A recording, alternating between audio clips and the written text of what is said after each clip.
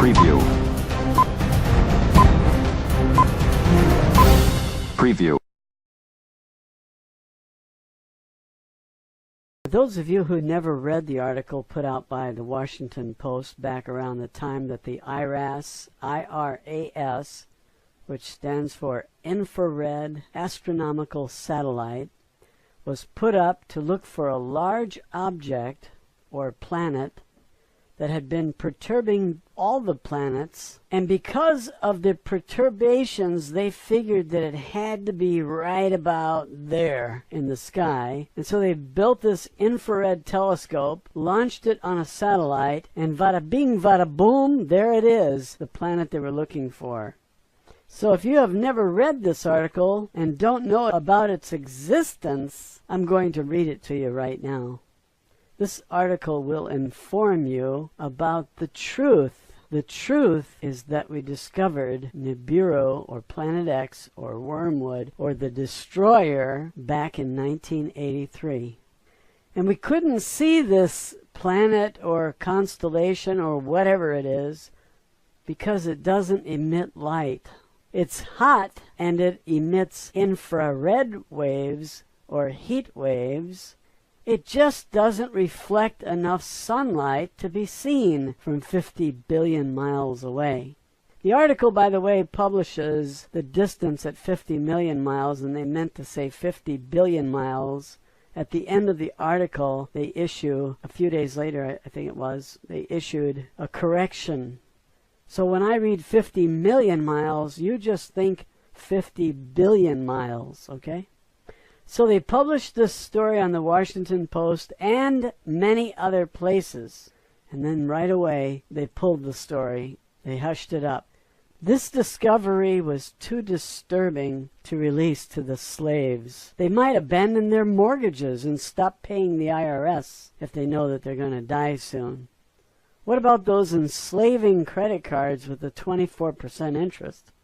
You think people would stop making payments on those and spend the money instead if they knew they were going to die next month? I think that's the natural thing to do, and that's why this has to be quieted.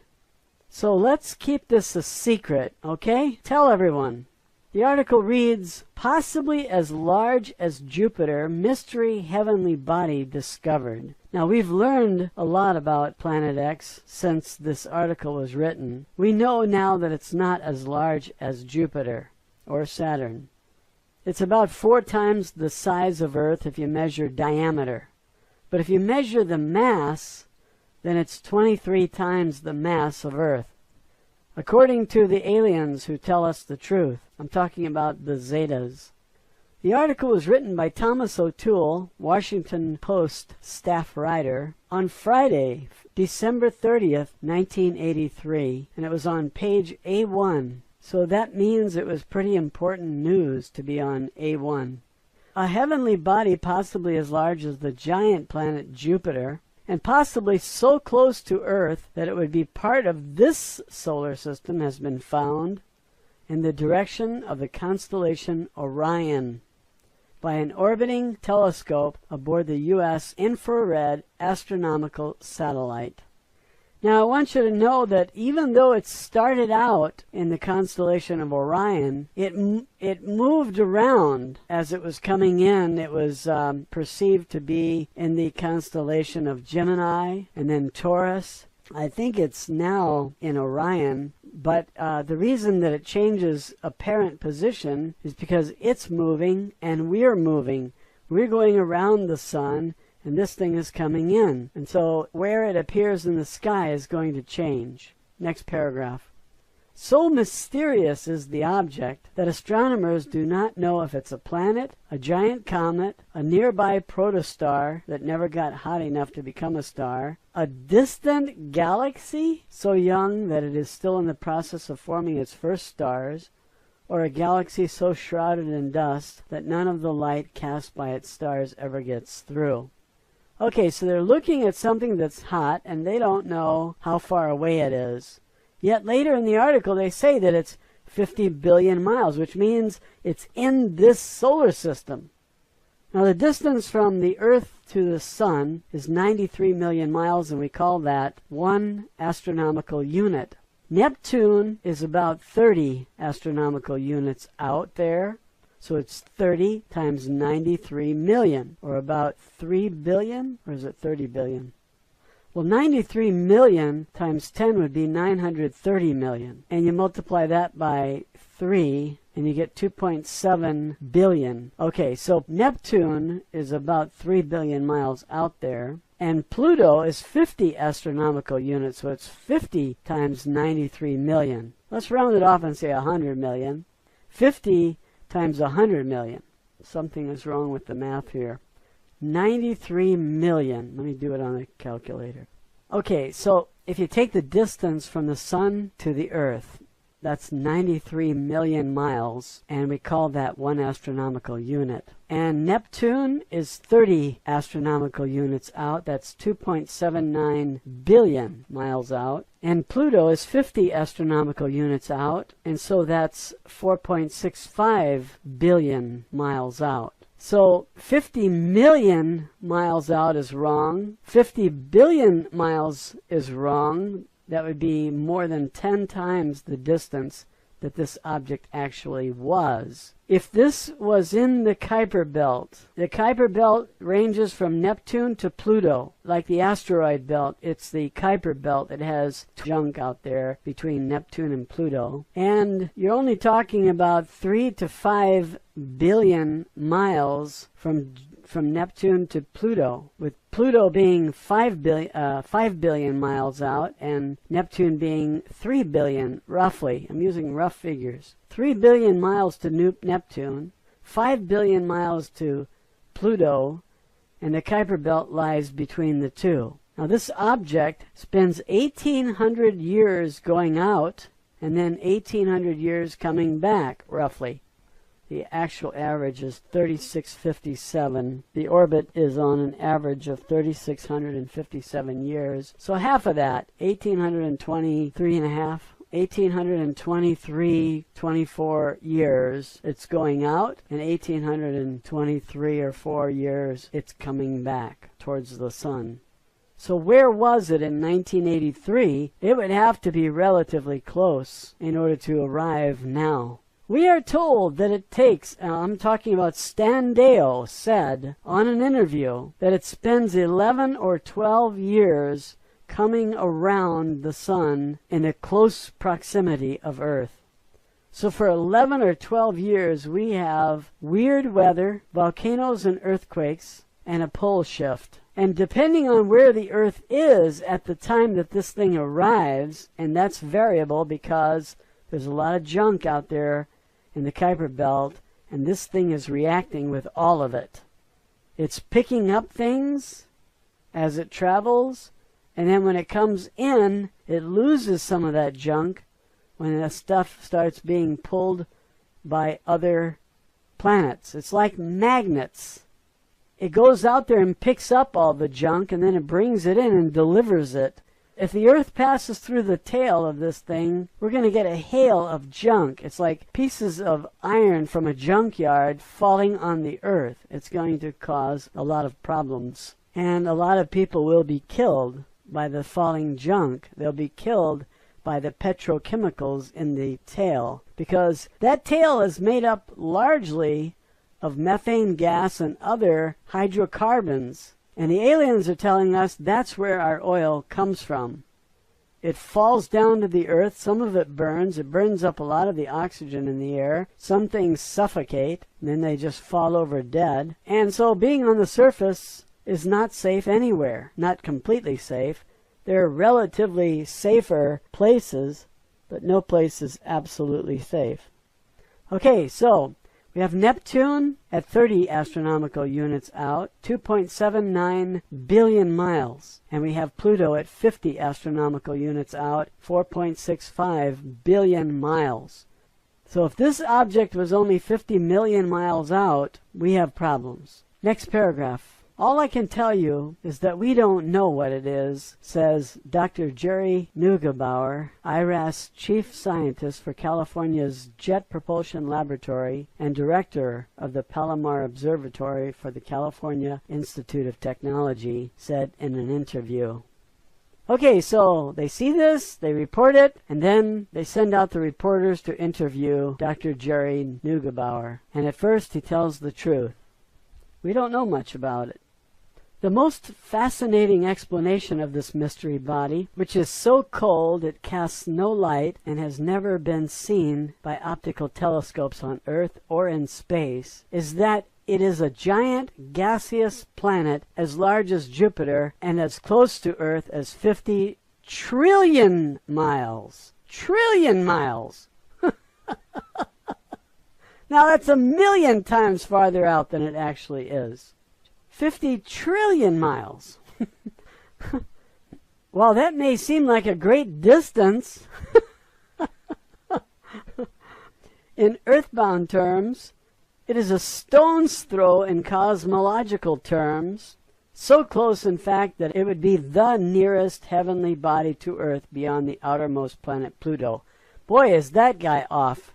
Pluto, remember, is only 4.65 billion miles out, and he's talking 50 trillion? The difference between billion and trillion is 1,000 times the distance. Now you take the number 50, and that's 10 times more. So we're talking about 10,000 times farther out than it actually is. This guy should have been fired. What a mistake for a scientist to make. He doesn't know how far out Pluto and Neptune are? I'm aghast by this guy's testimony. If it is really that close, this is a quote, it would be part of our solar system, says Dr. James Houck of Cornell University's Center for Radiophysics and Space Research and a member of the IRAS science team.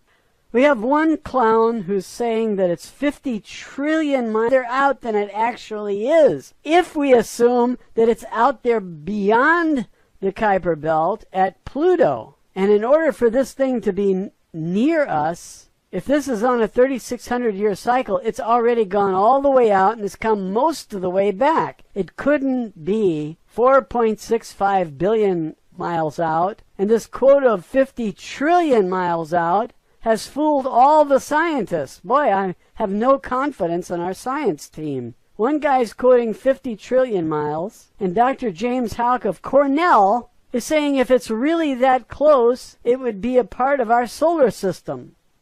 And then he says if it's that close, I don't know how the world's planetary scientists would even begin to classify it. I have no confidence in any of these guys. I wouldn't trust their classification. They call it a gas giant. It may have an atmosphere of methane and other hydrocarbons, but I would not consider it a gas giant. It is a very dense iron ball with an atmosphere of methane. The mystery body was seen twice by the infrared satellite as it scanned the northern sky from last January to November, when the satellite ran out of the super-cold helium that allowed its telescope to see the coldest bodies in the heaven. The second observation took place 6 months after the first, and suggested the mystery body had not moved from its spot in the sky near the western edge of the constellation Orion in that time. Well, I disagree completely with this because I don't think it was in the western edge of the constellation Orion. It was in the southeastern corner of Orion. It moved west, it moved north, and it moved into Gemini, the southeast corner of Gemini. And then it came around, crossing over, going east across Orion and into Taurus. Taurus is to the right of Orion. And then it dropped down. Now this object was not moving east and west and dropping down. What it was is we were perceiving it because we were going around the sun. And this thing is coming in. And that's why it appears to be moving east and west and up and down. Now there's another quote here by Houck, and he says, the fact that it has not moved from its spot on the western edge of the constellation Orion, this suggests that it's not a comet, because a comet would not be as large as the one we've observed, and a comet would probably have moved. Houck said, a planet may have moved if it were as close as 50 trillion miles, but it could still be a more distant planet and not have moved in 6 months' time. Well, if it's coming in, it's almost like watching a bullet that's coming at you.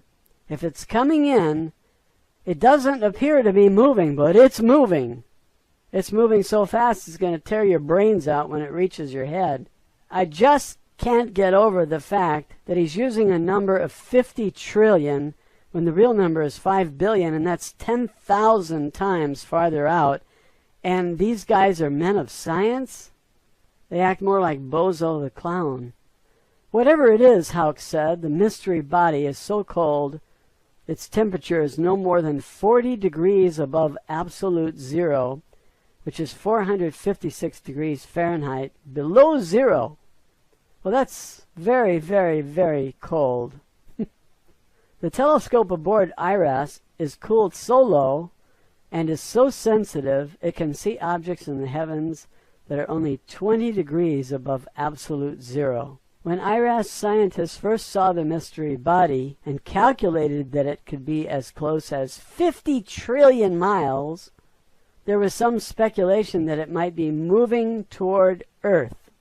So the men of science had not observed all of the evidence of floods and whale bones at the tops of mountains and frozen carcasses of elephants in Siberia, or mammoths in Siberia, eating tropical grasses, and a swamp underneath Antarctica, and they didn't put all this together and understand that something is coming around cyclically and that it's due again. And knowing this to mail. Well, it is incoming, and it's worse than mail. It's worse than a letter from the IRS. And then he says, it's not incoming, and I want to douse that idea with as much cold water as I can. All right, so he doesn't want anybody to believe that it's coming in. He's setting up a lie. Not only a lie, but he has bad science, and so do all the rest of them, 50 trillion miles. They can't tell the difference between 5 billion and 50 trillion, that's 10,000 times farther out. And these are the people we're depending on. So Neugebauer is saying it's not coming in. Oh, he's sure. And then the interviewer says, then what is it? What is it if it's as large as Jupiter and so close to the sun that it would be part of the solar system? Now, folks, our solar system goes out as far as Pluto, and they declassified Pluto. It's no longer a planet, it's a planetoid, or something smaller than a planet. So Neptune is really the last planet, and that's at 2.79 billion miles out, 30 astronomical units out.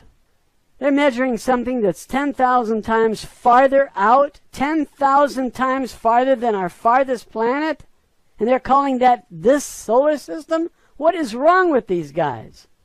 Conceivably, it could be the 10th planet astronomers have searched for in vain. All right, so they know that there's another planet out there because they see the perturbations of other planets.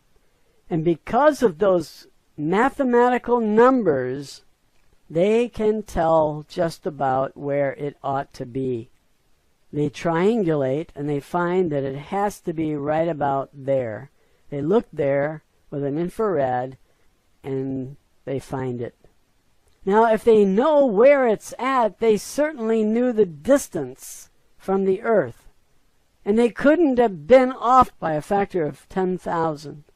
It reads, it also might be a Jupiter-like star that started out to become a star eons ago, but never got hot enough, like the sun, to become a star. Well, that's the first intelligent thing I've read here. While they cannot disprove that notion, Neugebauer and Houck are so bedeviled by it that they do not want to accept it. Neugebauer and Houck hope that the mystery body is a distant galaxy, either so young that its stars have not begun to shine, or so shrouded by dust that its starlight cannot penetrate the shroud. Well, you know, this really baffles me. These are men of science, and they know the perturbations, and they know approximately where this thing is, and they know how far out it is because of the perturbations. It would have to have a certain mass and be a certain distance. And that's all mathematical. You know right where it should be. They look for it, they find it, and now they're calling this thing a distant galaxy. This really shows how inept they are. These guys are the leaders? What are the followers saying and thinking? And then Neugebauer says, I believe it's one of these dark young galaxies that we've never been able to observe before. If it is, then it is a major step forward in our understanding of the size of the universe, how the universe formed, and how it continues to form as time goes on. The next step in pinpointing what the mystery body is, Neugebauer says, is to search for it with the world's largest optical telescopes. Already the 100-inch diameter telescope at Cerro del Tololo in Chile has begun its search, and the 200-inch telescope at Palomar Mountain in California has earmarked several nights next year to look for it. If the body is close enough and emits even a hint of light, the Palomar telescope should find it, since the infrared satellite has pinpointed its position. I don't think so. I don't think they pinpointed its position if they think it's 10,000 times as far out as it actually is. Okay, then at the bottom of this page it says item 123, December 31st, 1983, Saturday final edition.